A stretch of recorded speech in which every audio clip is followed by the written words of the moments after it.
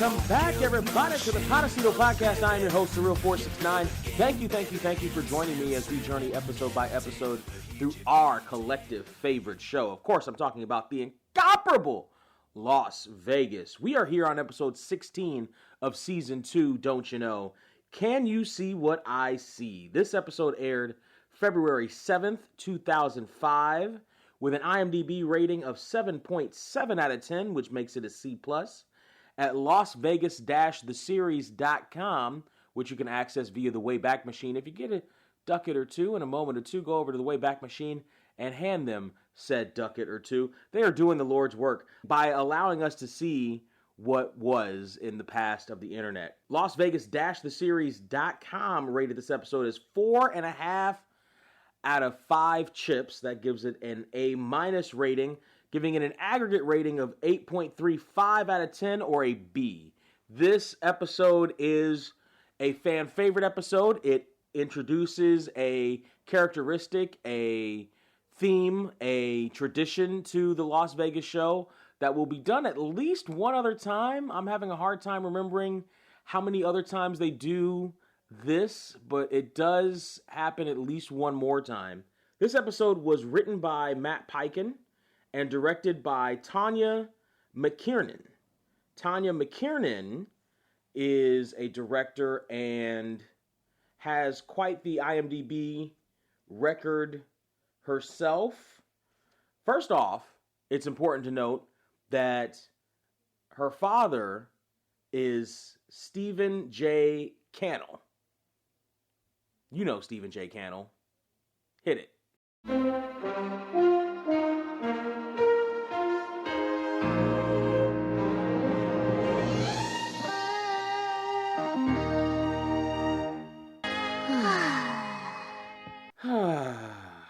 The director of a lot of our comfort food throughout the 80s. Tanya's first directorial credit comes on the face of Renegade from 96 to 97. She did 2 episodes of that. Also 3 episodes of VIP, which keeps coming up.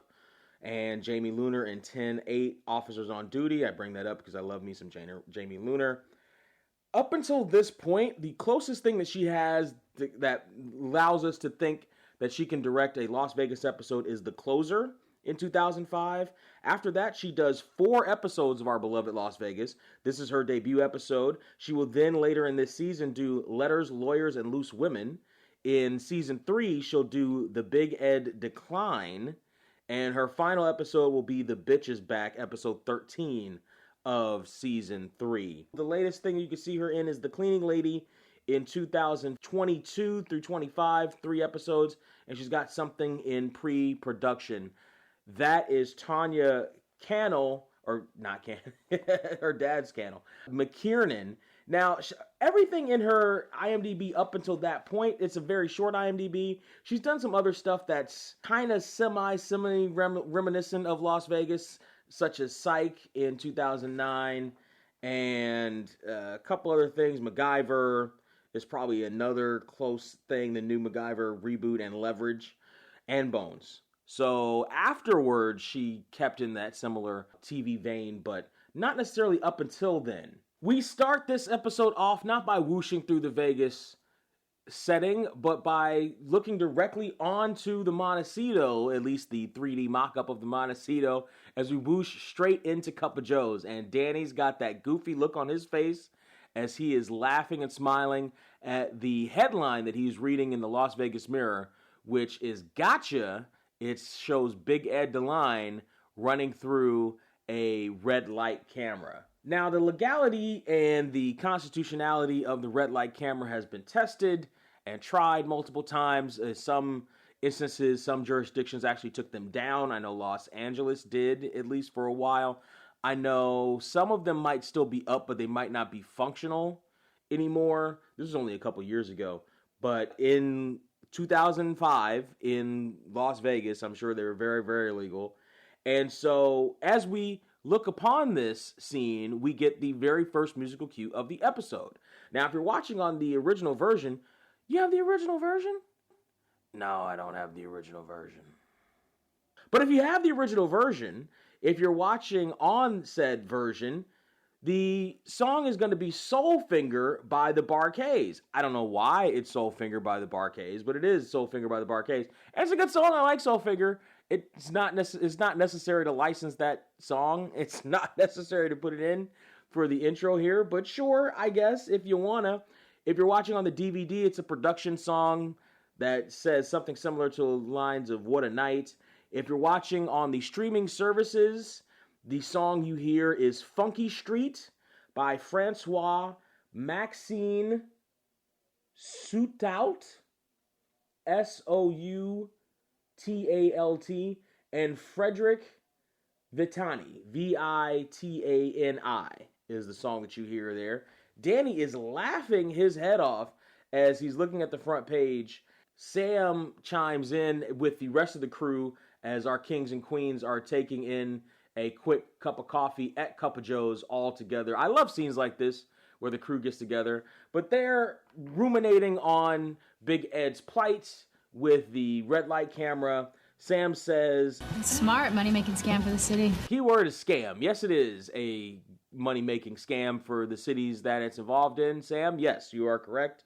Nessa chimes in and says that it's a $271 fine, which is true at the time. Sounds about right. The current running for that $271 fine would be $446.07 in today's money. That's past the point where most Americans don't have money for an emergency. Most Americans don't have money for a $400 emergency. That's past that point. So, want for Big Ed, but he's not most Americans. He's Big Ed freaking DeLine. So the crew talks about the humiliation that Ed must be going through, and you see more of the paper there. It's hard to read from that point, but we'll be able to read it a little bit more later on. As they're looking over it and hoping that Ed hasn't seen it yet, Ed walks into Cup of Joe's. Look how nicely we're all getting along here. You guys wanted this bitch session. Let's go have it, eh? Let's go. So there is a meeting that all the crew wanted to have, and so they're going to have it. We start by hearing Sam talk about she's got 15 players coming in with credit of $250,000. She doesn't mess with you for $250. $250,000 and up. That $250,000 and up comes to $411,501.54 and up for 15 people, which in today's money equals she's got 15 players coming in for a minimum of $6,172,523.10 for the weekend. That is quite the weekend. But Danny wants to make sure that Sam keeps an eye on these guys because last year there were a few Boilermakers and they started getting grabby. And Sam dictates to Danny, That's your job, right? Yeah, Okay. that is my job. And I will kick their asses right out of here if I have to. Okay, I'm sorry, let me just get this straight. So you can stare at butts all day long, but it's fine as long as you don't touch them? Yeah. I'm fine with that. Yeah, so am I. But I was listen, checking, can sorry. be. Listen. and this starts a chain reaction where the kings and queens go back to or show off the dichotomy again. And we're going to see, this is a good example of this dichotomy. I've mentioned before how the kings and queens seem to be more of the children of the Montecito. Ed seems to be the father figure of the picture here. And so the kids are in a bit of a tussle here about how each of them do their jobs. Even Mary chimes in with, Yeah, Sam's right. Security can be a little heavy-handed. Heavy? What are you talking about? Mary. I've never I don't know. I mean, the sort of crowds that Mystique has been attracting recently, I say, thank God for security. Thank you. Oh, and what type of crowd is that? Well, the type who are scaring off the gamblers who, if you hadn't noticed, are the reason we're here in the first place. Very well said, Nessa, and That's I right. completely agree. We're not saying that we Never get heavy-handed. It's only because we have to. Enough!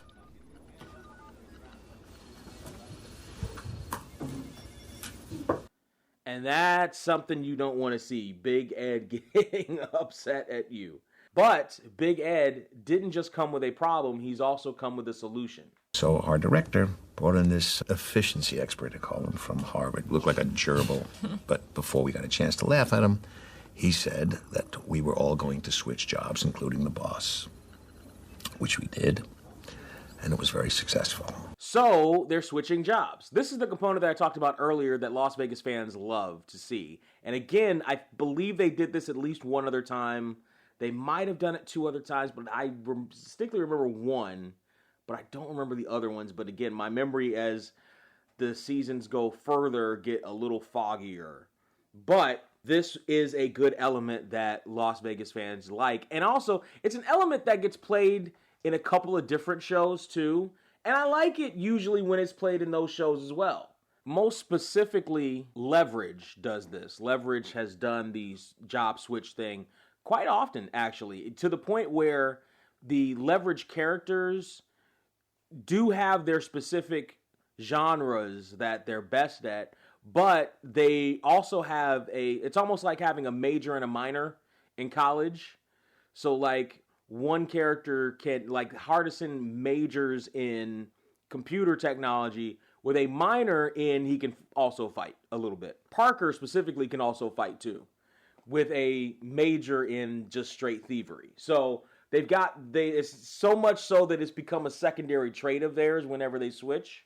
So that works. And a through line for at least 1 or 2 of the characters where they try to be the mastermind later on. And that's Hardison specifically, that was his goal, to be a mastermind. But they always played it so that he was missing something whenever he tried to do it. So that I like that trope, and they're doing it here. With this one, with the inaugural job switch, Danny will be running the casino floor, a.k.a. taking Nessa's job. He will be the Ice King. We'll finally get an Ice King. It was supposed to be his godfather, but we'll finally get Danny as the Ice King, making that connection. Nessa will run Mystique. Sam and Mary, since Sam doesn't have any whales coming in the next couple of days, will run security. They will be the heads of security. And Mike, specifically, will help Ed take care of... Oh, looks like Ed actually did see the ticket and the news footage in the paper. So, I'm actually cheating here a little bit. You can see the better shot a little bit later on in the episode, but I'm going to cheat so we can get it out of the way here. So, in the paper that you saw above, there was something about Las Vegas's expansion and McCarran Airport. And if you look a little bit, the article above it actually probably is an article that is similar to that about McCarran's expansion. It actually looks like a real article, and it reads about McCarran's expansion. And what you can see, it does read. Below that, when you saw the opening, there was an article about the Passion of the Christ movie. And if you are able to see that, it actually is talking about that. At some point in this article with Ed, it starts leaning into the Passion of the Christ article.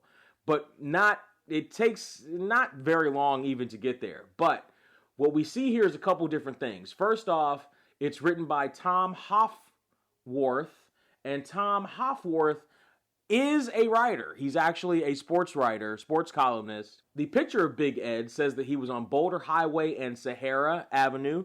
There is a Boulder Highway and Sahara Avenue. It is on Google Maps. You can look it up. And in that intersection, it's a pretty big and looks like busy intersection. There are a couple of different places that look similar to the ones that we will visit later on in this episode, except for the eggs and such. There's no eggs and such in that area. It doesn't look like there ever was any kind of diner like that in the area. And so we do see here that it was from January 11th, 2005, so about 3 weeks or so ago. Little more, about 3 weeks ago. And the article reads, traffic cameras don't lie. Traffic cameras don't discriminate. Traffic cameras don't profile. Or at least that's what Clark County Traffic Commissioner Dennis Publa, I can't read his name, believes. It's also not a bad way to raise revenue for a city and county that's been hard pressed to keep up with exploding urban expansion. So if you're in the habit of speeding up when you're at a yellow light, when you see a yellow light up ahead, you might want to consider hitting the brake instead. That doesn't always work. Sometimes it does. It worked for me once. There was a traffic light turning light here in Los Angeles, and I just happened to hit the brake. almost not midway, but I was definitely past the line for sure. I thought I would make it, and then I saw I wasn't, and I hit the brake, and I saw the lights flash, but I didn't go all the way through the light, so I never got a ticket. I think sometimes it's gone the other way though, but I never got a ticket because I've stopped. I didn't go through the light. A $271 ticket might be cruising your way if you don't. Hundreds of Las Vegans have already been caught by the red light cameras that are popping up at busy intersections all over town. Exchange came and now it starts floating into other things. So now it's floated into the Passion of the Christ conversation. So the rest of this is the Passion of the Christ article. But again, hats off to the prop crew at Las Vegas. They did it. Look, it's exceptional. It's real words on the page. It's not blabbly blue. They're actually talking about something. And at the very least, they had the wherewithal to at least have that first paragraph actually be about red light cameras. So, and the article says, gotcha, traffic cams catch red light runners red-handed, and it's Big Ed DeLine in his Aston Martin. That's pretty good. That's pretty good. So, Big Ed does know about the paper and the incident and him getting caught. What? But you don't want us to switch jobs. Yes, I do. I want you to learn a little appreciation for each other's work. I'd like to apologize. I don't think it's a lack of appreciation. No, I'm sorry. Danny. I apologize. You just don't appreciate the mouth. Danny. sometimes. You will run the casino floor. Nessa, you will run Mystique.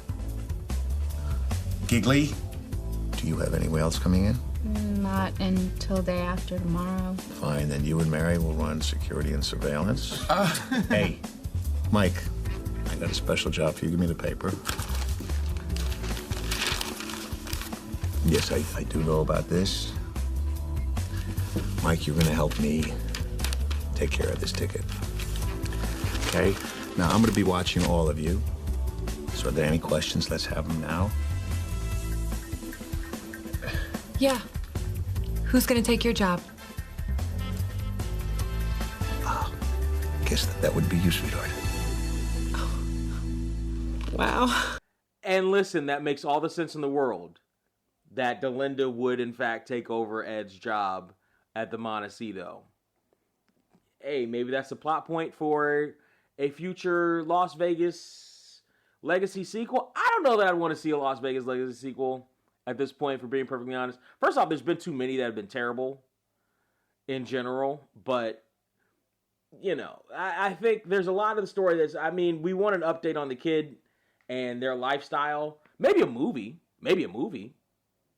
But anyway, they could probably do a TV or Peacock movie of Las Vegas. Anyway, that takes us to the intro. And that intro, ladies and gents, is the best damn intro in the business. If you are watching on a streaming service and that streaming service asks you if you want to skip the intro, we've already shown our power to Amazon.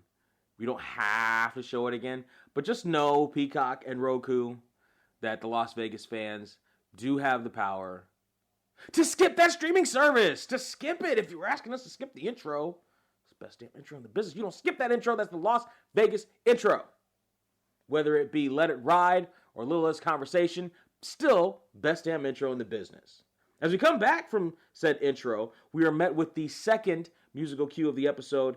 It is, if you're watching on the original, Green Onions by Booker T and the MGs. Again, great song. I don't know why they needed it or needed to license it, but great song, upbeat. Yeah, I like it a lot. If you're watching on the DVD, the song is called Raw Power by Liam Tarquin, Tarquin. If you're watching on the streaming services, the song is called The Doc by a lot of people. Neil Wilkinson, Andrew Kingslow, Matthew White, Richard Milner, and J-Boy Cox, Jboycox. I wonder if that's, J-Boy Cox, Nikki Cox, J. Moore Cox. Anyway, that is the song that plays as we do, in fact, whoosh down the Vegas Strip this time, coming out of the intro, and even hold for a little long on Stratosphere, but there's a reason for that, and we will see that a little bit later. Danny is on the floor as a pit boss, and one of the dealers says that they're going to change $500. That $500 that they're changing in today's money equals $823 that they're changing. But Danny seems to be pretty on the ball there in the pit. He chases off somebody on their cell phone. You can't be on the cell phone by the tables, which is still true. There's some qualifications now. Like, I think you can, not even now, but back then, there was something about, some places were a little bit easier, better about you, like, listening to music on your phone versus not listening to music on your phone. If you're playing poker, you can definitely listen to music. But some places were different about it then. As far as text or stuff is concerned, you can now, like, if you, like, turn away from the table real quick or, like, step off, that's fine. They're not as strict on stuff like that, I think, as they used to, since cell phones are more ubiquitous, but you just can't be literally on your phone at the table doing stuff. Like, they just won't allow that. But Danny is pretty on the ball here as we whoosh over to the roulette table, and we see a guy holding some chips up to his head, seemingly focused dead in on what's happening here. And Danny recognizes him immediately.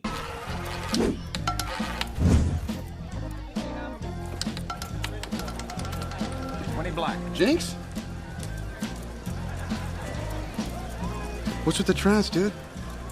Danny McCoy. Danny McCoy. Kevin Jinx Jurgensen. How are you? Wow, I haven't seen you since what, senior year? It was senior year of high school. Well, you work here now? Yeah. Well, not usually in this area. I'm usually back in... Anyway. Let's let the dealer shuffle the deck for a second and we'll be right back. Is your ride missing something? You know I can do a few things under this hood. Well, Give this baby a boost. Do not All I'm go saying there, is, Mike. How about a top-to-bottom detail at great prices? Can you actually do that? yeah, I can do it. Okay. If you're in the LA area, the place to go is Ease Clean Fast Car Wash. Let Eric take care of your car like it was his own. Welcome to the family. Schedule an appointment now by going to tinyurl.com/ecleanfast. That's tinyurl.com/ecleanfast. Or text 323-399-3674. That's 323-399-3674. So Danny knows everybody, and we're going to get to know this guy, Jinx Jurgensen, right now. Jinx Jurgensen is played by an actor named Lachlan, easy for me to say, is played by an actor named Lachlan Monroe. Lachlan has been in Lachlan's IMDb is freaking hefty. He's got, if you printed it out, it would come out to about 7 pages. Lachlan's IMDb is thick, but there's some interesting parts here. So we're not going to go through the whole thing, obviously, but there's definitely some interesting notes here. He started with something called Risk for Honor, but there's no date on that, so I don't know when that was. His first credited role with a date on it is Danger Bay as David Fullman in 1989. He then goes on to do 4 episodes of 21 Jump Street as different characters, alongside former guest stars, the DeLuise Boys, and former co-star of James LeJour, Holly Robinson Pete. He then goes on to do an episode of Sliders alongside one of our favorite recurring actors, Jerry O'Connell. He then goes on to do the movie Abduction of Innocence, he stars in it alongside as Eddie Spencer, alongside Lucy Arnaz, yes, Desi and Lucy's daughter, and Dirk Benedict from the A-Team, a Stephen J. Cannell show. How about that for a connection? He then co-stars alongside Sarah Chalke in Stand Against Fear as Josh Kelly, and I mention that because I love me some Sarah Chalke. He then goes on to do an episode of Honey, I Shrunk the Kids, alongside former guest star Marty, Elvis Marty, who was in a previous episode. He does 7 episodes of Charmed as Jeff and or Jack Sheridan, and that's probably one of the closer things to Las Vegas that he's done up to this point. That's probably the one. He starred alongside Vanessa Angel and Leslie Nielsen in Camouflage as Marty McKenzie. Starting with the Las Vegas theme, he did an episode of CSI. He then does the Monk to Vegas, Vegas to Monk pipeline, where he plays Fat Tony in an episode of Monk in 2004. This episode of Las Vegas as Jinx in 2005. He stars in TV movie Perfect Child in 2007. That sounds like a good made-for-TV movie. Perfect Child. That sounds pretty good. It sounds pretty good. He then co-stars alongside former guest star Mark Shepard in Mysterious Island as Captain Cyrus Harding. He then co-stars alongside Christian Slater, Donald Sutherland, and our very own Jordan Kavanaugh, Jill Hennessy in Dawn Rider in 2012. Yada, yada, yada. I did that. I did it myself, didn't I? Because I said the thing. I shouldn't have said the thing. I didn't know I was going to say the thing. I'll say the thing again because we have to finish it. Yada, yada, yada. Sure we do. Okay. Yada, yada, yada. He goes on to co-star in an episode of Hawaii Five-0, the Scotty Conn version. Yes, he does in 2012. He then goes on from there to co-star alongside wife of one of our favorite recurring stars, Rebecca Romaine, in King and Maxwell for 2 episodes as Jack Turner. Going back to the Las Vegas theme, he stars in Poker Night as Nate Munson in 2014. He then co-stars alongside one of our favorite recurring stars, Dean Cain, and Christy Swanson in Merry Xmas. He then co-stars alongside Christy Swanson again in Driven Underground. Not long after that is Detective Boyce. He stars in Death Valley. Another close to Vegas connection. I've driven through Death Valley a few times. My car stopped in Death Valley once. You don't want that to happen. You do not want that to happen. He then goes on to co-star for 3 episodes in Lucifer as Anthony Paolucci for 3 episodes alongside former guest star Amy Garcia. He then co-stars alongside Heather Locklear in The Game of Love. He then goes on to co-star alongside brother of favorite recurring character Alec Baldwin, William Baldwin, in While You Were Dating. Fast forward again, and he's again co-starring alongside Christy Swanson and recurring star Dean Cain in Winter's Dream. Fast forward to that, he co-stars alongside Chris Klein, and again, favorite recurring. This guy's connected to all our favorite recurrings. Recurring guest star John Lovitz in Benchwarmers 2, Breaking Balls as Stenhouse. They did a Benchwarmers 2? I had to be direct-to-video. He starred in Dead Voices. He starred alongside Lacey Chabert in Crossword Mysteries Terminal Descent. You remember the Crossword Mysteries?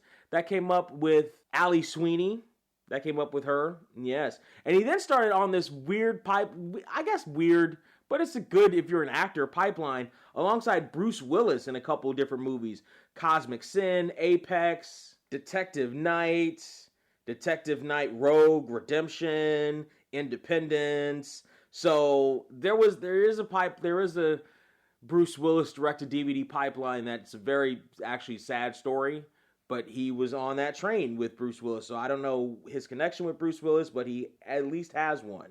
He then co-stars alongside Kevin Dillon, Nick Swardson, and our very own Josh Duhamel in Buddy Game, Spring Awakening. Back in 2023, he plays Uncle Tommy. He then co-stars alongside another Las Vegas former guest star. He was also in Lucifer, by the way, Kevin Alejandro in Fire Country as Jerry for an episode. And the latest thing you can see him in currently that's not in pre-production, he's got maybe 10 things in pre-production right now, pre or post-production that's coming out, is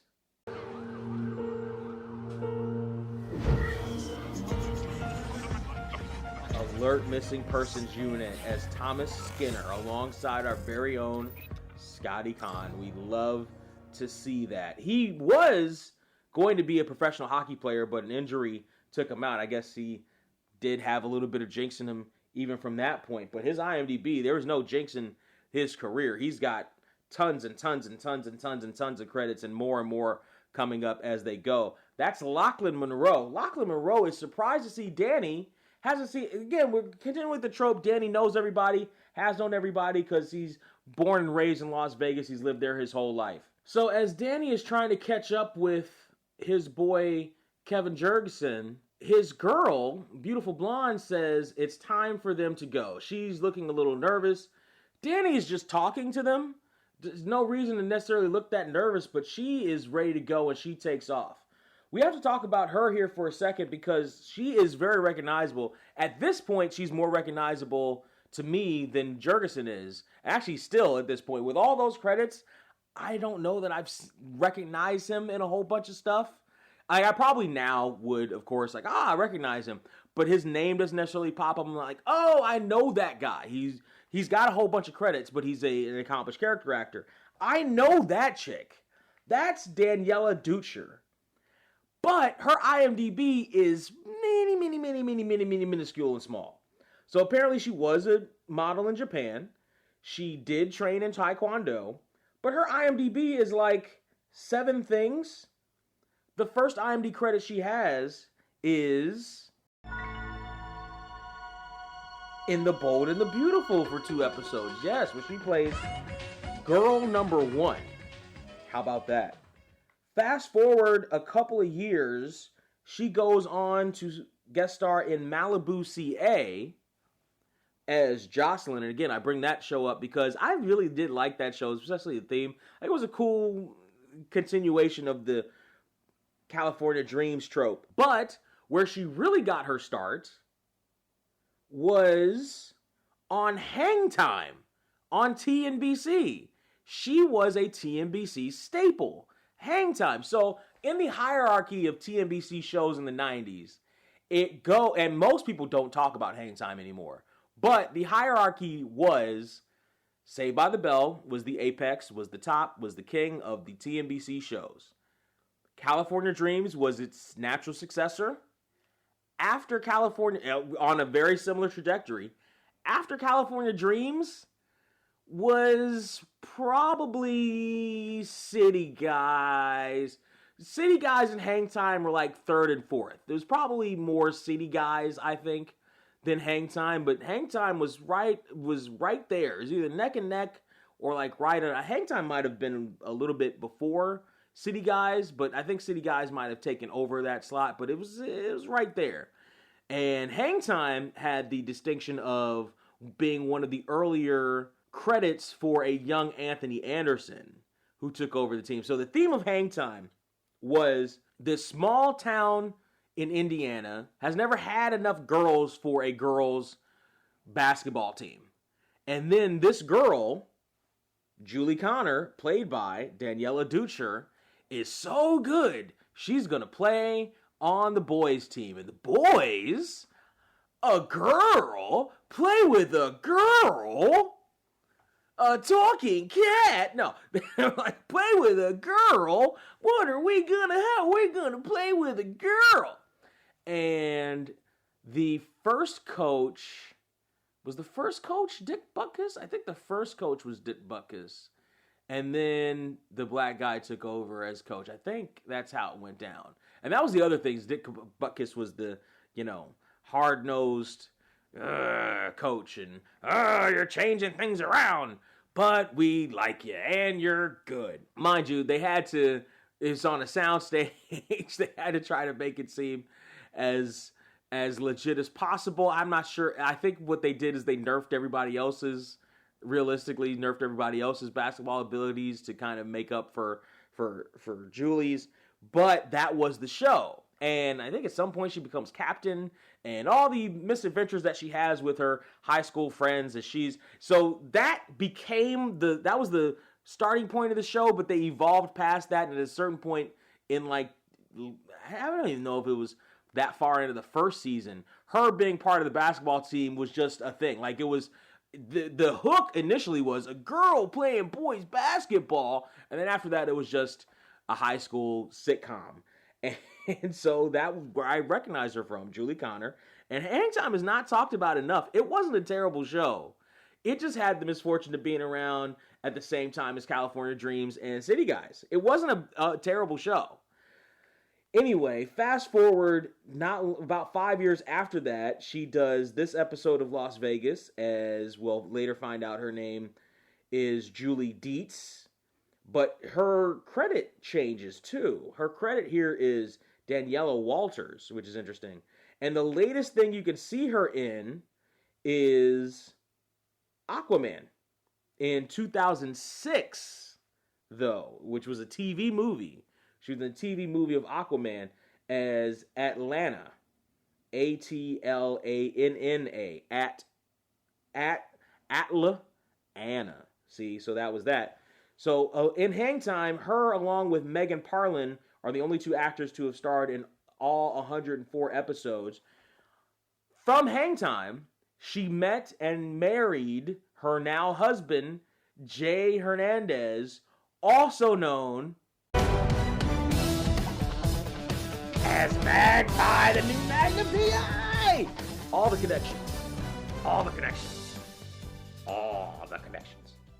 So as the two of them take off from the roulette table, leaving just one player there, Sam and Mary laugh at our boy Danny for chasing off that guy. And Mary didn't recognize him as Jinx Jurgensen. And we get to hear some of the stories about this guy and his previous terrible run of luck.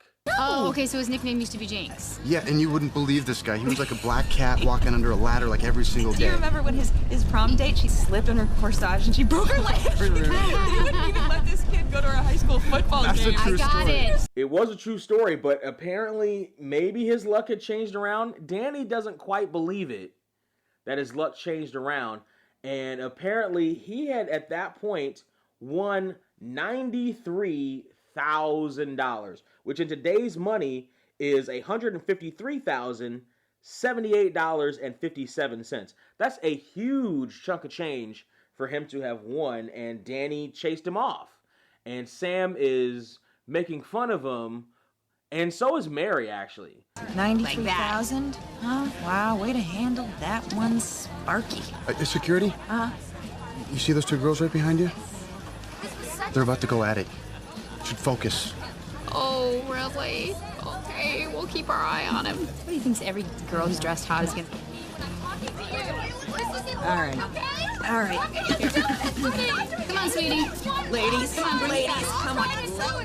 That's a nice little bit of security ESP, and we get a not lingering shot, but you know, it's a healthy size shot of all four girls in the middle of a cat fight. You know, it's still network TV. It's not the raw, uncut, sexy version, but you know, that's pretty good for 9 p.m. on a Monday night, you know? So Big Ed and Mike are in Ed's office, and they're talking about the situation with the ticket. Ed continues to explain that he is not guilty. He didn't do it. Actually, not continues to. He starts to explain that he didn't do it, even though it's right there in the paper. One thing of note in this paper is that the back of the paper is different than the other scene, the opening scene where we saw it before, but who knows what that's all about. But yes, Ed is saying to Mike that he actually didn't do it. Well, no offense, boss, but cameras don't lie. Which is exactly what the article says. I think that's the first line in the article, is that cameras don't lie, actually. So that's what Mike says, but Ed is saying that he didn't do it. Also, yes, cameras can lie. They can certainly be manipulated for sure. But Ed says that he didn't run the red light. He would have had a good reason for running the red light, but he doesn't remember it. And that could not possibly be him. In the middle of them having this argument, Delinda turns up for the public commissions meeting that Ed was supposed to be at, but he's sending Delinda to. Well, it's a city commission, D. There's really not a whole lot of time for individual input. Okay. Black or silver? Oh, I like the silver. Oh, yeah. It says, look at me, but at the same time, it also says, I'm all about public works. It does, doesn't it? Silver it is. Delinda is very excited for this, and I don't know that the Public Works Commission is going to be as excited as she is. But as this happens, Ed gets a call from, turns out to be Steve Wynn, just to talk trash to our boy. Well, how are you, Steve? Yeah. Oh, yeah, I thought the picture was rather attractive myself. You noticed the Botox. Yeah. I love the stuff. I drink it. Thanks for the call. Love you, too. Steve Wood, that's the 5th call I got today. We got to get out of here. Where are we going? We are going to the alleged scene of the alleged crime. Mike doesn't believe that they have to go through all this, but he's going to anyway. We are now in Mystique, and we hear production music all throughout this scene here, through all incarnations. Nessa introduces herself to the Mystique staff and has a few changes for the night. As you may know, I'm from the UK, and back home we call bars pubs, which is short for public house. Pubs don't have these. So tonight these go into storage. No lines, no velvet ropes. Everyone's welcome at Mystique. And as she tells the Mystique crew that everyone is welcome at Mystique and there will be no velvet ropes tonight, it's time for the return of...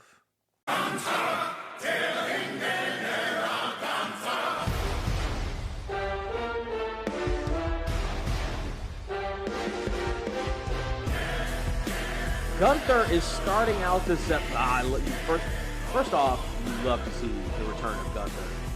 We love to see the return of Gunther. Gunther is starting out this episode with a little bit of a back foot position, in that it's not his food that's getting bitten, it's him that's getting bitten. Ow! No biting, Benito. You gypsy cannibal, you. And Nessa immediately knows that she's in for something. Gunther has a problem, but his problem goes away, at least puts to the back burner when he sees that Nessa has the velvet rope in her hand. You dare to move my velvet rope? Oh, well, Gunther, it's an experiment in democracy. No. The velvet rope is essential. It is like a soft and fuzzy international border, admitting the fabulous and keeping out both the riff and the raff. Well, that's the point. Everybody's welcome at Mystique. Yeah, but everyone is welcome, don't you see? As long as they are hot. Gunther, don't ever change. And that is going to be Nessa's assignment, is to try to change Gunther. So whose side am I on? I love me some Gunther, but I love me some Nessa Holt. Whose side am I on? Whose side are you on at this point? At this point, speaking of this point, we come in and Delinda bursts into this public works meeting. She glides in, she sachets in, she Delindas her way in, kissing Mayor Oscar Goodman here, who is former mayor of Las Vegas, at this point, former mayor, not up for best guest star of the episode because he's going to be recurring. We're going to see Oscar again in the future of Las Vegas. But Delinda comes in and bombards the meeting with binders of notes more closely matched to people's personal aura. Hello, Mayor. Daddy says hi. Okay, I've got color-coded binders for everyone. So please take the one that most closely matches your personal aura. Mayor, let me guess, blue? Very Delinda. Meanwhile, Danny comes up and he spots Jinx about to leave with his girlfriend, Julie Dietz, and they are about to leave, but Danny is trying to make up for, I don't know if he thinks he embarrassed him or what. He offers him food, beverage, everything. But Jinx lives there, so... Look, he's not Jinx anymore. Come on, Kevin, we should go. No obligation. You know, you guys can play as little or as much as you'd like. Come on. Danny, this is Julie. All right, let's go. So Jinx, you know, he's got the approval of Danny on this one, but Julie is not. Julie wanted to go. Julie was ready to leave. keep that in mind. She wanted to go. So we see Ed and Mike come up on the intersection of Boulder and Sahara. At least right now, what the intersection of Boulder and Sahara is supposed to look like from the 2005 perspective. But we don't see that it's Sahara, or we don't see that it's Boulder, actually. We just see Sahara. So in this scene, Ed is getting explained by Mike exactly how the cameras work on that intersection. And Mike is breaking down how the red light camera works and what triggers it, and says that it's only triggered when somebody basically passed by the light while the light is red. Well, the problem is I didn't do it, man. I didn't do it. Wait a minute. Did they give you the exact time and date on this thing here? Yes, right here on the picture. 3 weeks ago at 8:01 a.m. Okay. See that convenience store over there? Yes. See that, what is that, diner over there? Mm-hmm. I'll bet you anything that they got surveillance cameras in there. Yeah, maybe you should just pay the ticket. No. We're gonna find out who's lying, okay?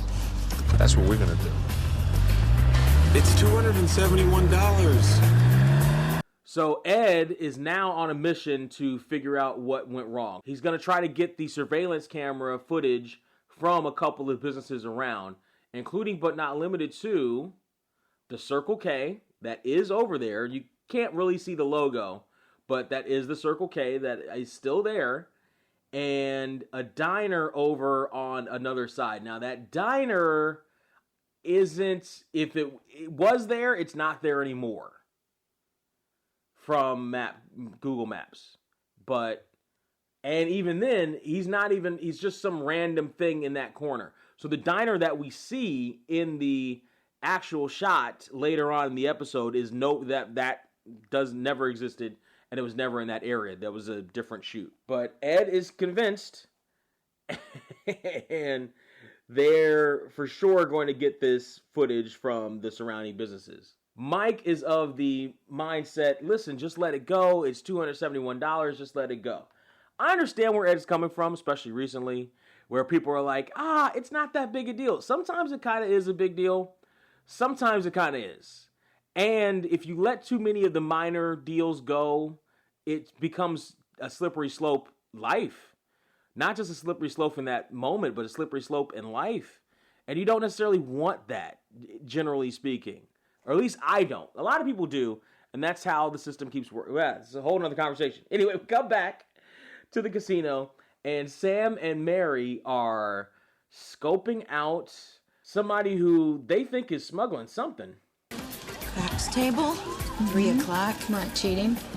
Cute butt. Think of that, 2 hours and you're already one of them. Uh-huh.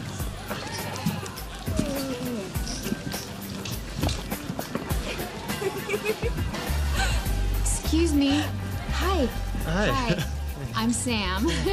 I'm sorry. I think that you dropped a... Oh.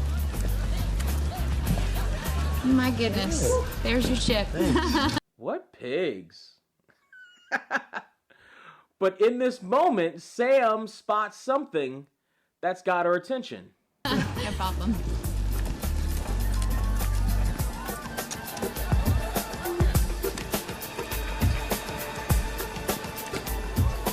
Hey, wait. Where you going? We come then into the Circle K, which is not listed as Circle K, but the convenience, and it actually it looks like a Circle K, where Mike and Ed go in to question the clerk. Now, here's the thing. We got a couple things here. First off, we've got a musical cue here. On All Incarnations, the song is Crazy Rider by Universal Production Music. All Incarnations. Second, this is Earl the Clerk that our boys are meeting up with. Earl the Clerk is played by Biff Whiff. Biff Whiff. No, that's not his original name. No, Biff Whiff, his original name is Gary Crotty, but his acting name, his stage name is Biff Whiff, or was Biff Whiff. Biff Whiff was in a lot of things here. We're going to go over just a couple of them. He's even got something in post-production right now, if you can believe it. His first credited role was in '96 in The New Gidget as Bunky Friedman. He then goes on to do some episodes of Night Court, LA Law, Moonlighting, Saved by the Bell, the New Class, continuing the TNBC theme here. He then co-stars, or guest stars, in Crossing Jordan as Father Jake. Yes. Continuing with the Vegas theme, or starting with the Vegas theme, in 2004, he stars in Dr. Vegas as cab driver, then gets his mind right and does this episode of Las Vegas here as Earl the Clerk. He then stars in a couple other things, including Reba, NCIS. I Think You Should Leave with Tim Robinson is probably the most recent thing that a lot of people have seen him in. He does 2 episodes of that. He does 4 episodes of the new Night Court, for better or worse there, but not as a reprisal of his role. The latest thing you can see him in that's out right now is something called Kif, which appears to be an animated show, or at least you could hear him in that. That's 3 episodes. He's in the music video of Drug Church as Demolition Man. So the latest thing you can see him in are those 4 episodes of Night Court. He does have something in post-production right now, or it's completed. We're just waiting to see it would come out. It's called Hot Cheetos for Layla. That was Biff Whiff. Biff Whiff passed away earlier this year, but that was Biff Whiff. And Biff Whiff here is not going to necessarily, he's a hard clerk to get past. You understand? You know, he doesn't want even the kids to even touch Tic Tacs. They look like they could be trouble. He's reading Soldiers of Fortune or Weapons Magazine or whatever he's reading as he comes in. And he's a grizzled vet. And he's not going to give up the footage for anyone but Metro. Nothing? You guys Metro? If you want to see the tapes, I'm going to need to see the badges. Well, we're not with Metro. I'm Commander DeLine. This is Captain Cannon. We're with the Citizens Action Patrol. I never heard of you. Oh, of course you wouldn't have. We get called in to assist the police when they have very sensitive matters, stuff you wouldn't hear on the 5 o'clock news. Yes. We need the tapes for the morning of the 11th, about 8 a.m. Oh, what is it? Drug dealers? Money launderers? Well, let's call it subversive elements. Oh, it's terrorist, isn't it? I knew it. Well, we're just not at liberty to say, Earl. I'll be right back. Thank you. Thank you. More than happy to help out, this guy is. And Ed played it so perfectly. And Mike assisted so perfectly. Even though the names are goofy, Captain Cannon. Somebody said Captain Cannon to me. I would laugh. I'll laugh my head off, Captain Cannon. So Earl the Clerk comes back with the tape and more than happy to help out. These are from inside the store and out front in the parking lot. We'll have these back to you by tomorrow. Good luck, Commander. At ease, Earl. Thank you. What was the badge about? My library card. And as you can see, as they were leaving, the convenience store does have slot machines in it because it's in Vegas and they do have slot machines. At least they used to. I think now they still do. They're probably just more video. Why don't you take a little break? Yeah, that's a good idea. You're gonna stretch the legs, wash the face, refocus. There you go. I assume you're interested in large amounts of money. It's Vegas, who isn't? If you like the podcast and you want to help support it, you can buy me a coffee, send a cash app, or join our coffee, KO-FI, and or Patreon. Just search The Podecito on all those platforms. So as they take off, we whoosh back down to the strip into Mandalay Montecito Bay, whoosh in back to see Jinx and his girl Julie. And Jurgensen is definitely up quite a lot of money here, and he calls Danny over to the roulette table as it seemingly he's taking a little break, and he's explaining to Danny exactly what happened to him to keep him from being, made him not Jinx anymore. You know, a few months ago, I banged my head. You know, I was chasing my dog down the street, and bam, I hit this light pole, and it just knocked myself out. What are you telling me this? Oh, feel my head. Feel, right there. Yeah, huh? It's huge. It's quite a lump you got there. Anyway, I'm not Jinx Jurgensen anymore. I changed my luck. Ever since I hit my head, I walk by a roulette table, and I see numbers. So Nessa comes over to talk to Danny, and Danny tries to start giving her a bit of a hard time about Gunther, but she starts giving him a hard time about Jurgensen being in the casino. She thought that he left, and she is flabbergasted that he comped him. That guy is on a monster streak, Danny. Nessa, I'm telling you, this guy wins $100,000, he's gonna lose $150. He wins $200,000, he's gonna lose $3. We are gonna make money off of this guy. Okay. I've seen a girl wasted out of her mind through 56 straight passes on her 21st birthday. I watched a guy get 17 blackjacks in a row on 9 different tables. I have seen 14 red come in on 14 consecutive spins. This could get very bad, Danny. You'll see. Will I? You should have let him walk when you had the chance. And you're not the pit boss today, are you?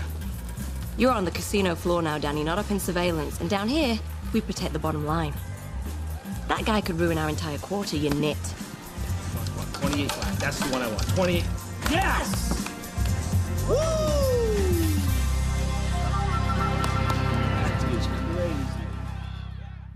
Give it to Nessa. Nessa can definitely see something. And Nessa's not the only one. It's been Nessa that can see something. Everyone's against Danny on this Jinx Jurgensen thing, which has got Danny's head in a tizzy because he's usually the pessimistic one when it comes to stuff like this. But he's not seeing it here with these guys. So at least with Jurgensen. So he's in surveillance and he's taking a look at the tapes that he can see. Meanwhile, Mike is on the prowl to try to find as much information as he can from this freaking red light camera thing.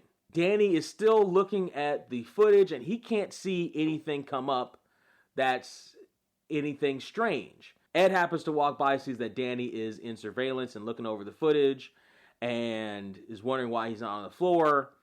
And Danny explains to him a little bit that there's something wrong with the guy. Looks like he's up about $600,000 at this point. That $600,000 that he's up in today's money is $987,603.69 that he's up. Danny explains that he plays 4 numbers a spin at $100 a number. That is at $164.60 per number. At 35 to 1, that's $3,200 a spin that he wins, meaning that he wins $5,267.22 per spin. Okay, 0, 2, 14, 35 are in sequence on the wheel, right? So he's sector betting. No, sector betting's for chumps. I mean, old ladies. Once the ball starts spinning, it's gravity and physics. We know that. Oh, hold up. Why would a guy who sees the number bet a group of numbers? Why not just bet the number? See, my son, that's where you and I kind of part company. I don't believe this guy sees crap. He's on a streak. Ed is another person that is against Danny on this. He thinks that this guy's just on a streak. And Ed is the surveillance whiz. He thinks he's on a streak. Danny doesn't believe it. He thinks that something's up. He just doesn't believe it. The guy had 7 car accidents in 7 consecutive days. That would be bad luck. Now he's got good luck. See, it changes. No, not this guy. Not here. Here's the thing though. Here's the thing about Vegas. And it's one of these weird things with Danny that a lot of people believe in, that I've sometimes believed in, where your luck changes. Like there is something to you're so bad luck, such terrible luck. Screw it. See if you can change it a little bit. See, maybe it's changing now. You know what I mean? Like there is something, and now, mind you, that is how a lot of gamblers lose a lot of money, is they think that their luck has got to change pretty quick. But there is something to that mindset of, well, maybe now he's having good luck, right? That's the mindset that a lot of people have at different points in their gambling and or Vegas careers.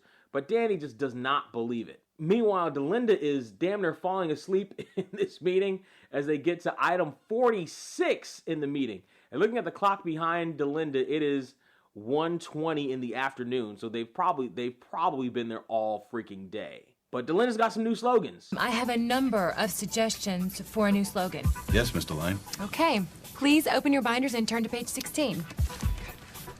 Slogan number 1. What happens in Vegas? Fun. That's what. Pretty slick, huh? Okay, slogan number 2. Vegas.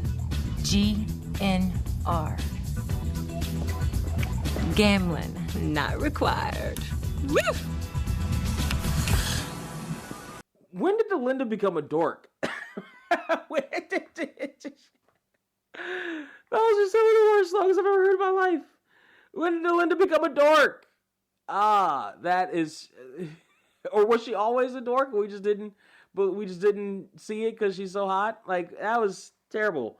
Now, mind you, that outfit's also bad. So that outfit is also a dorky ass outfit. Let's talk about this for a second. So I remember these outfits for sure, and they were around for a while. I used to work at a clothing store, Loman's, and in the dressy older woman section in Loman's, there were a ton of these outfits, and they were all. This is actually probably more tasteful than the other ones have been, but they were all. Actually, it is. It's a lot more. A lot of them were very much in the same style with different like thickness and ugly colors and weird sequins and feathers, and they were not good. I guess they were businessy. I guess they were supposed to be businessy, but they were all kind of ugly. But they were the highest priced clothing items in the store. Apparently, rich women love these ugly ass outfits. And I think they're still around. They're either still around or they're making a comeback. But when I was working in that Loman's was around the time of this episode. So I very specifically remember these ugly ass outfits and going through and looking at me like, ugh. And like the buyer bought them because people would buy them. People would come in and buy those ugly ass outfits. But there they are, which is weird for Delinda to be in just a ugly ass outfit like that. But hers is a better, more tasteful one than the other ones I've seen. So she wins there. We come back into surveillance, and the new surveillance team, Sam and Mary, are coming in to bust some heads. They want to check out what's going on, what Sam saw at the craps table. And Ed is watching them look through the tapes with Mitch. And you can see the smile come across his face. And Mary, this is a good combination here because what you get is you get Mary who's acting more like the viewer's perspective. In that Mary doesn't necessarily know all the ins and outs of playing craps while Sam does. And that's why Sam was able to spot it. And that's why Mary's there for Sam to talk us through this. Those two guys keep betting the exact same amount every time. Oh. See that one's betting the pass line. And the other one's betting don't pass. So what? So big bets like that, I get a player wall-to-wall comps. Yeah, full room. Food and beverage for both guys. Yeah, but they have a lot of charges too, right? 8,000 all told. Those $8,000 of charges come out to $13,168.05 in today's money. But the thing is that the guys are acting like they don't know each other. They never talk. I think, Robert Sikora and what do you know, Keith Sikora. Cousins? Brothers? Is that illegal? No, but they're still scamming us. Well, that's almost like theft. We hate theft. Okay. Thank you. You're welcome. Thank you. Good luck.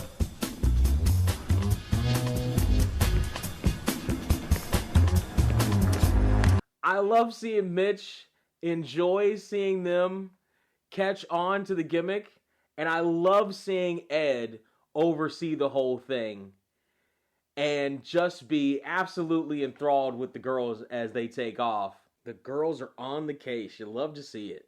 So they come down to the casino floor, and Sam is talking about how the guys are losing about 1.4% of their wagers for the massive comp. So essentially what's happening is they're kind of shoring up their bets so that they can get the comps. They're doing the advanced version of what the coupon kings and queens were doing. Although, maybe not advanced because they're actually spending money, but they're spending a lot less money than they should be spending to receive the benefits that they're receiving. But Mary comes in and she's going to be the one to put the hammer down. Hey, can I do it? Okay. Yeah, okay. I got your back.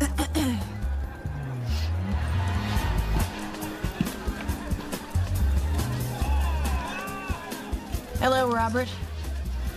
Hello, yourself. Mary Connell, Montecito Surveillance and Security. We're on to you. I'm sorry, what? Oh, you're welcome to keep playing, but just so you know, the gravy train is over. So if you want to stay, you're gonna have to pay the sweets, the food, and the booze. Cash me out. Uh-huh. What a thought.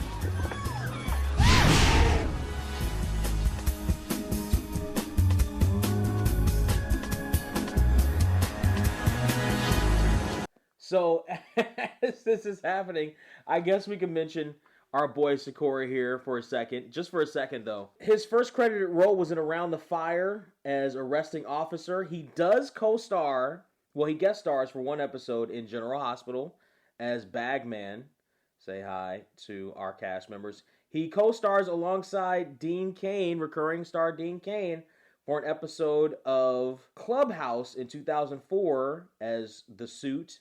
He does this episode of Las Vegas as Robert Sikora. He does an episode of Southland alongside Regina King and former guest star Michael Cudlitz. And the latest thing you can see him in is a short called Welcome in 2019 as Mark Loris.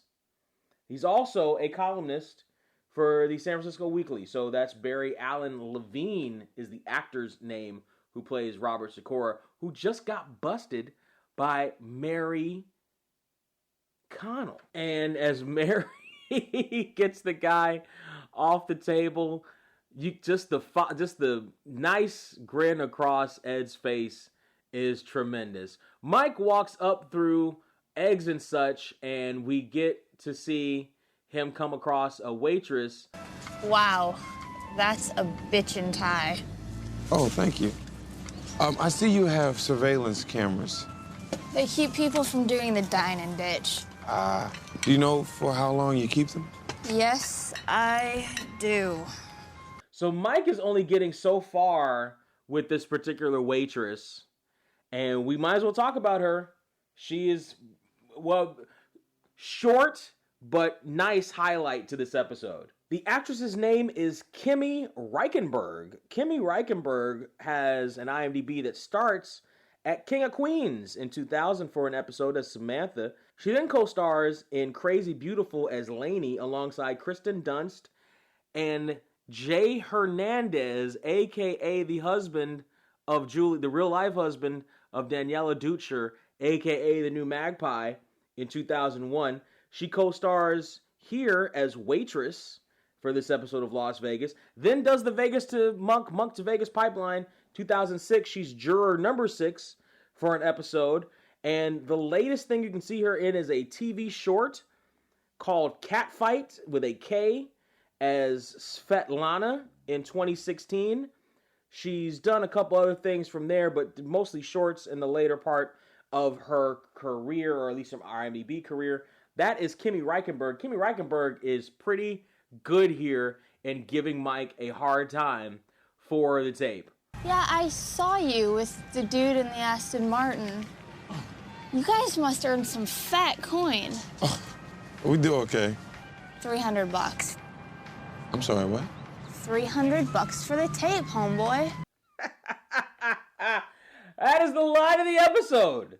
That is maybe the line of the episode. I want to call that the line of the episode. And here's why. Because especially ever since I've been going back and reviewing this for the podcast, I cannot stop saying $300 for the tape, homeboy. I can't stop saying it. It might be the line of the episode for me. Maybe we'll see. There's another one that comes very close. We'll see that when we come to it near the end of the episode. But Mike doesn't have $300 on him. He only has about $37. Now, here's the thing. So a couple different things. The $300 for the tape that she asked Homeboy for, in today's money, equates to $493.80. The $37 that she settles for now equates to $60.90. So it's still something. It ain't the $300, but it's still something. For the scene with Mike and the waitress, the music that you hear there On All Incarnations is a song called Laguna Sunrise, as heard on Cold Case, in parentheses, but we heard it on Las Vegas, didn't we? Yes, we did. By Billy Martin.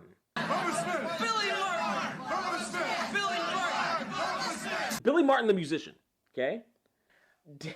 Danny is in the warehouse, the casino warehouse, where he's trying to break down what's going on with this roulette table and if there's any signs of tampering whatsoever, if there's any bias in it. He even carves up the ball to see if there's anything wrong with the ball that comes onto the roulette table, and there doesn't seem to be anything wrong with it whatsoever. Danny can't figure out why this guy is winning, and he will not accept that it's anything but that. As he finds out that the ball is okay, that the table is okay, he gets a call that lets him know that Jurgensen is up $1.2 million and he's doubled his bets. So that $1.2 million in today's money equals $1,975,207.37 that he is up. Almost $2 million in today's money. As Danny comes back onto the floor, he gets his chops busted by Sam, who cannot wait to carve in to our boy Danny McCoy. So let me get this straight. Ed puts you on the casino floor and some friend of yours from high school beats us for 7 figures? How do you think that looks? You need to get him out. Oh, so I should just throw him out? Danny, get the money back, get him out. I am going to get the money back, Sam, as soon as I prove that this guy is cheating. Okay? Brilliant. Well, you think really hard about that, and while you're at it, think about this too. Ed's quarterly bonus is tied to casino revenue. See, I know what you're doing right now. You're messing with my head. Oh, really? Is that what I'm doing? You know what really disappoints me about you, Danny? What? You comped a local.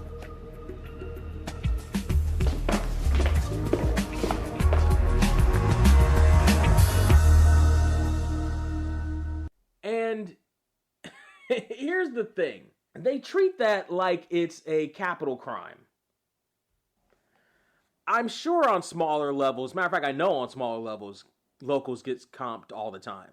I know that for a fact. They bring locals in all the time for stuff like that, for weekends, whatever. I know that for a fact. It's much smaller levels usually, but it's still not I feel like that's a stretch. They needed something to hard cut onto for the act break, but that's a bit of a stretch. In any event, we are back near the Circle K, and we then whoosh past Stratosphere, that's going to be important, and back onto the Montecito grounds, into Ed's office, and Ed and Mike are going over the footage, but Mike essentially brings him not any footage that he can really work with. There's nothing showing Ed in the intersection. It's bad. It's bad footage. There's not much of anything that they can see here. Wait a minute. These are static cameras. I mean, they're just sitting there. Well, the garden, Slim Jims and Slurpees, they don't have to move. The cash register's there for crying out loud. I'm sorry, Ed, this is all I got. You think I picked you to hear that's all I got? Come on, MIT, go down there and get me some. As Mike takes off, Ed immediately has to take off too, because there is entirely too much money on Jurgensen's side of the roulette table. And a huge crowd has started to gather around our boy. So he's up $1 million. We know previously it's up 1.2. So Ed is undercutting that. And as Danny's undercutting that, and as Ed is getting the skinny, Sam and Mary come back in to talk about how good a job they've been doing on security and how easily they've handled it. Meanwhile, Danny is still having to check in with Ed here. Apparently the equipment's good. There's nothing that they can figure out with Jurgensen. No matter where he plays, he keeps winning. He doesn't want a private table. He wants to keep playing on the floor. Ed is going to try to slow him down at least a little bit somehow, some way. They're going to change tables, change croupiers, a whole bunch of things, but try to slow him down at least a little bit for the $1 million. Over $1 million, almost $2 million in today's money that he's up at this point. As they color him up and they take him away, Nessa starts setting up Mystique for pub night, including a dartboard, a specific length away from the wall and distance up from the floor, and shows the bartender how to make a black and tan. One would think that a black and tan would be an easy enough drink. I've heard of black and tan enough so that most bartenders should know how to make it. I say that, but most modern bartenders, certainly here in Los Angeles, have no idea what a Godfather is. And all it is amaretto whiskey. But they have no idea what it is. No, if you say that to a bartender in Los Angeles, most of them will look at you like your hair is on fire. They have never heard that before. And I guess that happens. Some drinks just fall out of favor. There's not many people ordering Harvey Wallbangers anymore either. So I suppose it happens, but black and tan, I've heard of black and tans before. You should be able to get a black and tan in most places, and especially in Vegas, they should know how to make a black and tan. But all right. According to IMDb, there is a factual error here when Nessa's talking about the darts. It says, while Nessa is setting up for pub night, she gives directions for setting up the darts board. She gives the distance from the darts board. This is correct distance for steel tip darts. However, during pub night, guests are throwing at electronic boards with soft tip darts. The correct distance to throw the line from soft tip is 8 feet, according to IMDb. But Nessa seems to have things pretty well in hand with what's going on there in the club or the pub. And Gunther says that he is not going to play along with it. What are you doing? We're having a pub night. You can make bangers and mash and fish and chips. Gunther is appalled. This is Gunther's restaurant. He will not even attempt such a sordid menu. Not even for one night. Please? And at that point, Nessa's cell phone rings. I think Gunther was going to soften up to that. How could you say no to a face and an accent and a voice and an aura like that when she's asking you just so politely? How could you say no to it? Even Gunther, even the fou general, must say yes to that, shouldn't he? So as Nessa gets off the phone call from Big Ed, who's again watching and making sure that she's getting stuff done, she gives Gunther the guardsman hat. Put this on. Gunther will not go along. Gunther will not be strong-armed. And Gunther's not afraid of Ed DeLine or his henchwoman. Oi! Refer to yourself in the third person once more and I'll wipe that accent right out of you. Put it on. I'll tell you what. That's a fiery little Brit right there. That is, there's something. Yes, ma'am. Yes, ma'am. During the setup for pub night scene, what we heard was production music all throughout that. So Delinda is in the meeting, bored out of her mind as they're taking a break, and she just can't figure out how to get anyone to listen to her. The slogan ideas might have not helped your chances there, Delinda. And she's just bored, and she doesn't want to be in that meeting. But in that moment, Delinda comes up with an idea. All right, let's get on to the next item on the agenda. Point of order. Yes, Mr. Lyon. Oscar, Mayor Goodman, I propose a field trip. Here's the thing. Only Delinda could probably get that to work. In real life, it's probably not going to work. But here we are anyway. We go back over to one of the reception areas, and Sam and Mary are looking at Jinx's girlfriend and the details of her past. And Mary, much like Delinda, is getting a little bit, surveillance drunk with her power that she's got in this moment. You want to find out more? We could go up to the room, look around a little. I could have housekeeping open the door. We don't do that, Mary. That's illegal. Sure you don't do that, Danny. Sure you don't. I very distinctly remember in Groundhog Summer, that's exactly what you did. That's exactly what Ed did. They're pigs. I very distinctly remember that. But okay, sure. We see the information of Julie Dietz. So some of the information that we can see here is that her birth date is July 12th, 1970. So they've aged Julie up 5 years older than Daniela, the actress, actually is. We see her address, which is a fake address, but we also see her playing history a little bit in the last 14 days. And again, very accurate here with the time that the episode airs, the timeline that they place here. Very accurate. Again, 3 weeks ago from the airing on Ed's picture, the timeline here, they say of the last 14 days. It's about, give or take-ish, correct? Starts on the 24th of January in East Chicago, 26th in Biloxi, 29th in New Orleans. I wonder if she came across our friends down there, or if they're still there. Remember, Brunson fired half of them. The end of the month in Atlantic City, in Laughlin on the 2nd of February, and in Tahoe just a couple of days before. So they moved Laughlin to Tahoe and then to Vegas. That's all right. But sure, actually, this whole lineup: Chicago, Biloxi, Mississippi. So up, just I guess from if you're coming from Wisconsin, Chicago down to Mississippi, New Orleans, Atlantic City is actually back up to the north, and then Laughlin, and then Tahoe. They did some traveling. They've been everywhere, man. They've been everywhere. We do see her missing persons report that comes up, and if you're watching on the streaming services, you can actually get a good shot of the report. So Julie's loving husband put out a missing persons report for his darling wife, who's been missing since September 12th of 2004, and we do get to see a bit of what it says in the report. It's got her birth date, her gender, her height. They say 65 inches. Her weight, they say, looks like 120.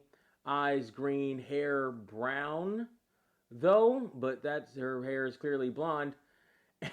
And race white. Identifying marks: scar on right knee. Scar on knee, one of the knees. Scar on forehead. I don't see a scar on the forehead. Circumstances of disappearance unknown.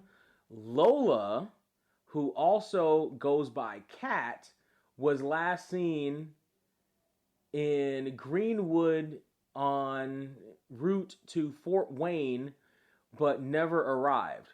Who's Lola and who's Cat?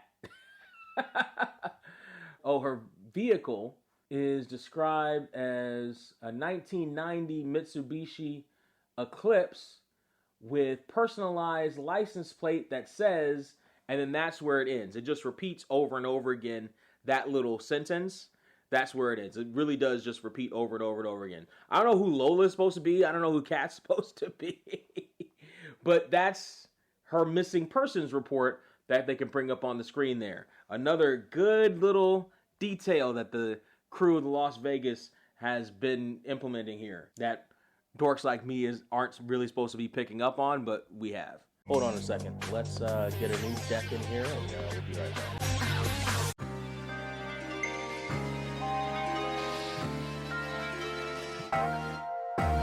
For the freshest and in-depth reactions and analysis of all the goings-on in hip-hop, sports, poetry, and everything else, go to Poetics Reacts on YouTube.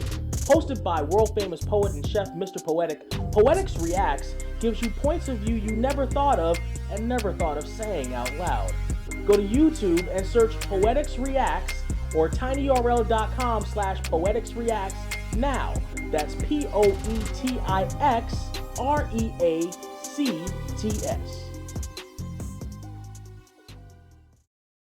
So while Julie's ran away from home, we are back whooshing through the Las Vegas Strip into the pub, and we do see pub night.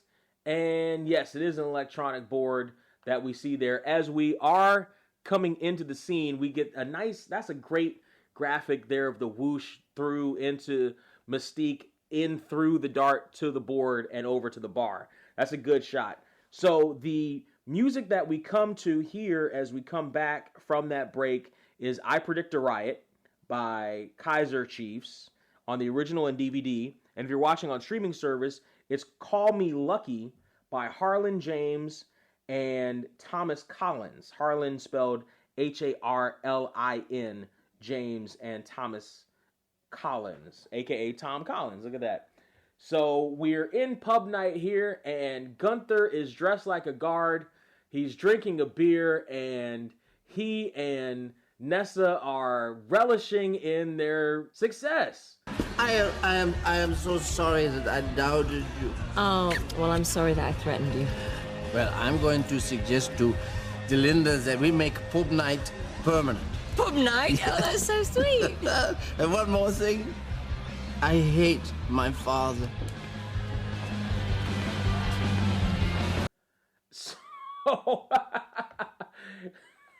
So Gunther is clearly trashed.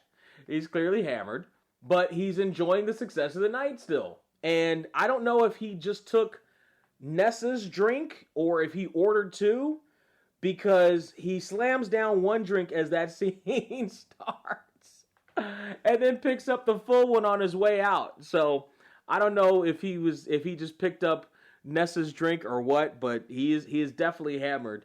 And that's the other line that I still like $300 for the tape, homeboy. I think this might be the second best line of the night, is I hate my father. Meanwhile, Delinda comes back in and tells Nessa about the success that she had at the meeting. She has been offered a seat on the board. Hey, how did it go today? They're giving me a seat on the Public Works Commission. Fancy? Fancy. Nice job, Nessa. Thank you. And Nessa's celebrating, and Delinda celebration hasn't even completely started yet. By the way, it's certainly nighttime. This meeting was supposed to go literally all day into the night. In that one stuffy conference room? Yeah, go to a bar. Go to the bar. Go, Oscar. You're the mayor. Have a drink now. You're the mayor. Have a drink now. You're the mayor. Have a drink now.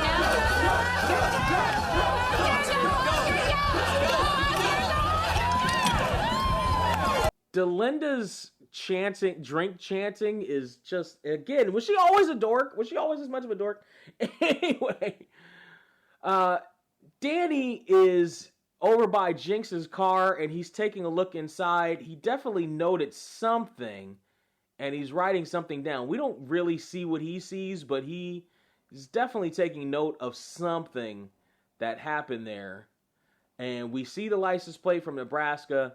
Jurgensen and Julie are in Ed's office, and they gotta have a talk with the big guy, as he congratulates them on their run, but also asks them about their past. When a casino guest wins nearly $2 million, there's certain things that need to be done for legal and tax purposes. Okay. That $2 million in today's money equates to $3,292,012.29 in today's cash. So as Danny starts asking questions about the Nebraska license plate, and that's apparently where they got their car from, and they start going over their winnings on the tour they've been on. $20,000 on a riverboat in Illinois, which would have been the Chicago one. That, by the way, equates to $32,920.12 in today's money. $160,000 at the Grand in Biloxi. That equates to $263,360.98. And $200,000 in Laughlin and Tahoe. I'm guessing that at various casinos, I'm guessing that's both cities, the $200,000, and that equates to $329,201.23 in today's money. So all told, over the course of their adventures, back then they won $380,000 up to this point, which equates to $625,482.33 up to this point. That's a lot of moolah. That's a lot of change. All at roulette. Kevin tells a story about since the accident, he sees numbers, etc. Excuse me, I would like to know why exactly you felt it necessary to move from casino to casino. Because for every time I win a little, then they end up sweating me in some office like this. I mean, just not as nice. And they also tell the story about how Kevin and Julie met on the internet, and her husband is chasing them, and they just want to be together. I would strongly suggest you call home. Anyway, thank you. Okay? That's it? That's it. You just fill out that IRS paperwork, and please feel free to stay and play here at the Montecito as long as you like. Well, thank you again, sir. Sure. Enjoy your stay. Thank you. Have a nice time. And Danny is gobsmacked at that, what just happened here. But they had a logical answer for everything that was thrown at them, and they can't just throw them out. What should I do, toss out Goldilocks and a guy with a lump on his head? I mean, that would cost us another $2 million in bad publicity. If they keep this up, theoretically, they could break us. You know, if they were card counters or cheats, it's one thing. But if they win fair and square, gotta let them play. That's what the old boys did when they ran their joints, and that's the way I'm gonna run mine. Okay? To a point. Again, we've seen that that's not necessarily how Ed runs his joint. Fred Puterball comes to mind. He had to kick Fred Puterball out. He was winning too much. Very specifically comes to mind, but sure, okay. And on top of that, we get more people placing their bets on top of Swami's bets, and the whole thing starts all over again. Meanwhile, Sam and Mary are walking the floor, but they're tired. They're talking about their day and how tired they are, but how successful it was. Are we almost done? Because my feet are killing me. Mine too. Guess Ed proved his point, huh? Well, if his point is that surveillance blows, he did. I kind of liked it. Me too. When we busted those comp scammers, didn't you feel just powerful? A little bit. I felt a little powerful. Yeah, whoa, careful there, Chief. There you go. All right. But here's the thing with surveillance. A lot of times you're just going to be watching nothing. They just happen to do it on a random day where they were watching something actually happening. And Ed comes down to talk to Danny about Jinx's play as he just keeps watching again. What's the damage now, Danny? Almost $4 million. That $4 million that Jinx is up to now equates to $6,584,024.58. I'm gonna tell you something's been bothering me. I've been watching this. They're supposed to be in love, right? So how come they're not smooching and hanging out like together? I mean, she's always over there, and he's always over there. Right. It's a good point. The word of the day is triangulation. So Mike comes bursting in about triangulation, and he figures some things out. He figures out that the monitor switches angles at a certain point, and you could see something different. So the monitor acts as a mirror, and there's Ed's car in the reflection. Nice work, man. Ah, it's a gift. Yeah, but wait. You got me in the street over there, and you got the green light over there, but not together. Okay, pop quiz. In order to make two pieces of video sync up, what do we need? Matching time code. Yeah, but we don't have that. Because we have two different cameras at two different locations. Okay, this one's a tougher one. What's just as good as having matching time codes? Common element. Exactly. One thing that appears in both pieces of video simultaneously. Danny's learning. Look at Danny learning. Look at Danny figuring stuff out. He's learning. He's getting on top of the mic train there. He's getting on top of things. He's learning. He's picking stuff up, our boy Danny McCoy is. As he should. So Mike goes through the footage, and remember, stratosphere was important. He sees 2 points of stratosphere at the same time. He's able to zoom in. Again, this zoom technology is far better than it would have been in 2005, actually. It's way actually better than it would have been in 2005. But okay, so he spots the roller coaster on top of stratosphere and the same people in the same car at the same time on top of stratosphere. So he's able to match the footage that he has together between the couple of different spots. And in that, he's able to prove that Ed was going through a green light instead of a red one. And then through that, Danny's able to figure stuff out with Jinx. He asks Mike if he still has the infrared in his car, and he does. And sure enough, we're able to see the triangulation of the lasers to measure where the ball is going to land on the roulette table. Do we still have the infrared cameras above the tables? I think so. Why? Triangulation. Oh, it looks like he's using the lasers to measure the decaying orbit of the ball. What? The decaying orbit of the ball? Are you kidding me? Yeah,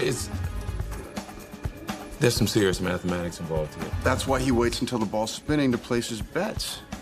Well, in theory, it could work, but it couldn't give you one slot. It'd probably give you an area where the ball's gonna land. Whoa, whoa, whoa. So that's why he bets the 4 numbers in sequence then, right? Sector betting. He's got to have a computer nearby. Basically, what's happening is there's some serious mathematics going on, but they're triangulating, not exactly, but the sector where the ball is going to land. He is sector betting with a computer. So Mike comes back with the laser detector in his car and can tell that it's buzzing to let him know pretty much where the ball is going to land. Now, part of this is another thing, too.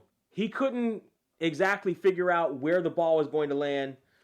Julie, I'm still calling her Julie, is upset, and she is Julie, is upset that our boy lost it with the computer, and she immediately gives him up. Throw the computer in the back of your SUV there, Jinxie. Take him. Give me that. No, wait, no. It was all him. Come on. No. Look, if you're so good at seeing into the future, why don't you tell me what's going to happen next, huh? Oh, Julie Connor. What happened? So Julie Dietz turned into Julie Connor turned into Julie Dietz and became a cheat. Look at that. Look, that's just terrible. Now, here's the thing about this episode and about that whole scheme. Part of that is why when you actually go to a roulette table, I think they've actually changed it since this episode aired. You can't place bets after a certain point. You cannot. They will not take it past a certain point where the ball is bouncing. Like, the ball can spin. I forget exactly where it was because it's been a while since I've been to Vegas, and it's been a while since I've spent any substantive amount of time at a roulette table because I'm more of a card guy. But they did change when you can place a bet. So now it's further out from, just as slightly, but it's still further out from when the ball would actually land, in part to keep people from doing that. So that is a change. You can't do that. So we come back onto the casino the next day, and all is back right with the world. Nessa's in the pit. Nice work at Mistake last night, young lady. Nightly revenue's up 22%. I am available for consulting. And Delinda comes in with the rest of the queens as they're talking about the night before. I heard that you and the mayor were dancing on top of the bar at Mystique. That's a vicious rumor. Only he was dancing. Well, where was security? Hey, we can't be everywhere. Now, can we? Well, with all the cheating going on and everything. Don't worry, I took care of it, ladies. Oh, I see. You're going to be impossible now. Is that what's I'm going to be happening? impossible. Oh, really? It's a group chat. Okay, well, no. I don't talk smack. I speak the truth. Zip it. I like that. I like the little back and forth between Sam and Danny. The stupid thing with the Ucopta local, they played that up just because they needed an act break. But I like the two of them going back and forth. I could see them playing like really any game. I was gonna say I could see them like playing poker, but I could see them like playing like pick up ball and Sam just like elbow checking Danny all up and down the court because she's so competitive. But she is a spitfire. She is. she even gives Danny a little bit of a face as Ed is talking and not looking directly at her. She's still taunting Danny throughout this whole speech of Ed talking about how he liked the experiment and they're going to do it the same time next year. Thank you. This has been a wonderful experiment. Mm-hmm. We're going to do it every year at the same time. And now, bye-bye. Bye-bye. Bye-bye, ladies. Come on. That's just childish. Again, keeping up with the whole kids of the Montecito, father of the Montecito aesthetic. As they're about to take off, Ed just happens to see a municipal court judge, actually a traffic court judge, and he's going to give him the footage, the picture that he did not cross on a green light. This was taken at the very same moment, which proves that red light camera was improperly calibrated. It seems there was some kind of malfunction. Here you go. So, obviously, you would dismiss this ticket. Actually, I'd find you guilty. Guilty of what? You're not wearing your seatbelt. That's a pretty serious violation. Listen, look behind me and see if these guys are laughing, because I'm also going to get arrested for assault. Are they smiling? Time to go.